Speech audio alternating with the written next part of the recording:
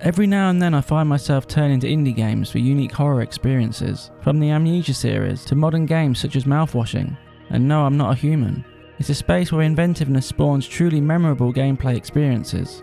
I Hate This Place is an isometric horror game where you scavenge supplies in the daytime to craft weapons and build structures to craft materials, and then, when the sun sets, survive the monstrous creatures that roam during the night. Developed by Polish studio Rock Square Thunder and published by Feardemic and horror specialist Bloober Team's publishing and co-development offshoot, Broken Mirror Games, I Hate This Place shares similarities with games like Darkwood, mixed with light survival elements similar to Don't Starve.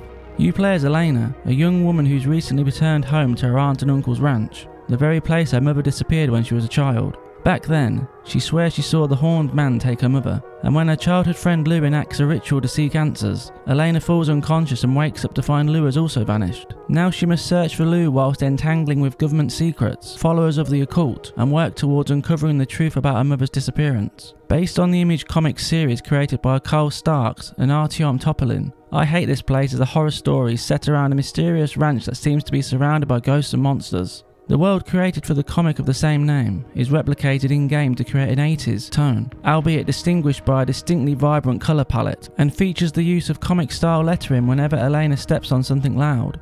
A clear similarity to the onomatopoeic words that splashed onto the screen in the Adam West-led 1960s Batman television show. These aren't used to scare, but as a visual indicator of sound when dealing with the universe's blind enemies. But that isn't to say I Hate This Place doesn't make an attempt to scare, as it does feature a handful of attempted jump scares and gory imagery throughout, that both come off as more spooky than scary. Unless you suffer from arachnophobia, then the variety of spiders in the game might leave you wishing you had a bazooka instead of a revolver.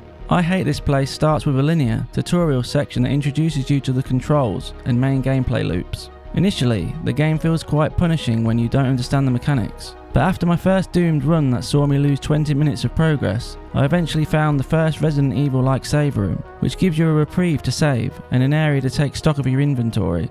And for the first half of the game, preparation is the key to successful enemy encounters, as all creatures do serious damage, especially the bosses, like a giant mutant. This is where the constant tug-of-war between a player's choice to engage in direct combat or proceed stealthily begins. While the game gives you just enough tools to choose either approach, most humanoid enemies are blind and allow Elena the option to sneak past them.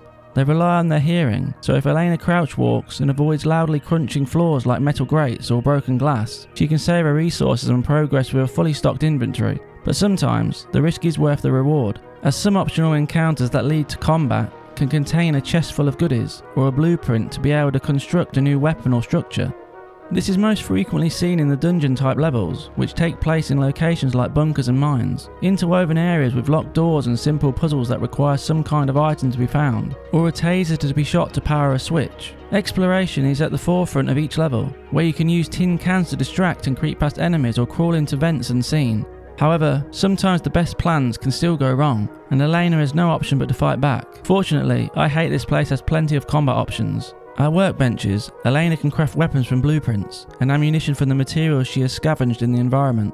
This extends to medication and other helpful equipment like ropes and explosives. Supplies are scarce in the beginning, to encourage a mixture of stealth and combat, which builds a nice difficulty curve, as you meticulously try to avoid being ensnared by tentacle monsters and giant mutants. However, this does become kind of unimportant by the midway point. That isn't to say the damage you take changes, but you get accustomed to the shooting mechanics, and eventually use the building mechanic to make supplies. While stealth has just enough depth, the combat feels tactile and relies on a player's skill and decision making to determine whether you succeed or not. On console, the right stick is used to aim your gun, which requires precision, or else you'll easily miss your shot and waste precious ammunition in the first half of the game. It helps to take stock of enemy attack patterns. Tall humanoid enemies lunge and squeeze you, spiders jump on you, and other enemies spit acid. Surviving these encounters also requires players to manage a stamina bar, yet another layer of risk and reward, where you sprint away from a mutant to be able to fire off a couple of bullets at an enemy's weak spot, and then decide whether to wait for your stamina to refill and fire another few shots, or rinse and repeat to keep your distance. But run too much, or too soon, and your stamina won't be able to replenish and you'll quickly get hurt. And if you try to spam your melee weapon without stamina, Elena's swings will be super slow, and before long, you'll be dead and return to your last save to try again. At times, engaging in combat while searching for keys to progress through the game's dungeons, I found this calculated risk enjoyable, but sometimes it did feel unfair in tight spaces. It was a nice break from the regular shooters. However, I can see the difficulty not gelling with everyone at the beginning. But after the tutorial bunker, Elena arrives at her family's ranch and is given the main quest chain and the ability to explore the entirety of the map. A well-designed small sandbox made up of 4 main areas. Elena also finds a boat at the family ranch that acts as a fast travel system around the map, but it also opens up I Hate This Place's other core element, the light building sim at the ranch. The front ground functions as a grid to place and build a selection of material makers that eventually become an assembly line of any materials Elena needs to complete her journey.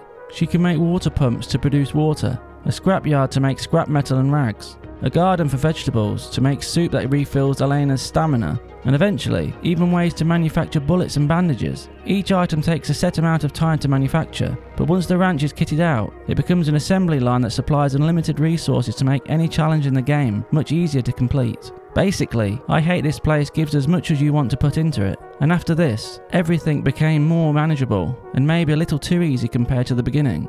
Although you still take the same damage, I went from running out of handgun ammunition and medical items to having an upgraded backpack to counter over encumbrance, full of over 100 bandages and 400 plus bullets. The last type of level in I Hate This Place is paranormal investigations. These viewed levels are found by exploring the map or following the clues given by a quest giver. Once you reach a nearby area, a green visage of a ghost will float across the screen towards an interactable object. Pressing these transports Elena into a ghostly domain where all she has at her disposal is a flashlight that can be used to uncover hidden paths, items of interest, and defeat ghosts. These levels offer the most interesting narratives in the game, short stories that tell the tragic downfall of each ghost. However, I Hate This Place's solid gameplay is only one part of the experience. Like most horror games, story and atmosphere are just as integral. A key area where I Hate This Place excels. Solid voice performances add a richness to every character interaction. Plentiful text documents and journal entries add flavour to each setting, and crunchy sound design like a popping spider egg or cracking glass all complement a well thought out score that perfectly backdrops the nightmare fueled world. This attention to detail extends to the visual presentation. A choice of eye-popping purples and reds replace the common darkness of horror for a distinct 80s inspired flair. A colour palette inspired by the Image comic series, but infused into a distinct cel-shaded art style that gives a strong personality to an interesting world expanded on in Elena's journal, which collects inked sketches and adds discovered locations onto the map. Unfortunately, I did encounter some technical issues during my playthrough on PlayStation 5. At one point, a mission didn't complete, so I had to restart my playthrough to continue, and lost hours of playtime. There's also frequent frame rate hitches that last a second when the map loads upcoming areas, and sometimes, dialogue speech bubbles didn't appear. These were frustrating issues, but I hope the day one patch will solve most, if not all of them, as there is a solid indie horror game here. It's just a shame about the technical issues. One thing that's immediately clear is I Hate This Place captures the comic aesthetic it's based on perfectly. It's a fun isometric horror shooter with scavenge and build mechanics that add a nice difficulty curve during the first half of the game. Every mechanic works in unison to encourage player choice, and then allow players to reap the rewards from their assembly line of materials to take on all the challenges in the second half.